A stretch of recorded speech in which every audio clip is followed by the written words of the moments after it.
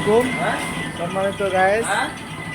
Fabric relaxation করা হচ্ছে auto মেশিনের দ্বারা।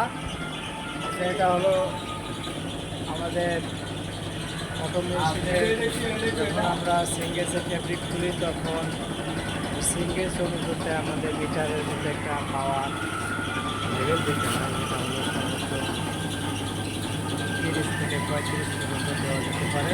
সেটা এখন দেওয়া আছে।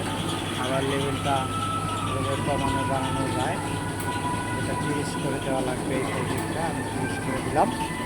এভাবে করবে। এখানে স্টিল দেওয়া আছে, এই ফেব্রিকে দিলে এখানে স্টিল দেওয়া হয়। আর এভাবে স্টিলের মাধ্যমে বাইরে আসে।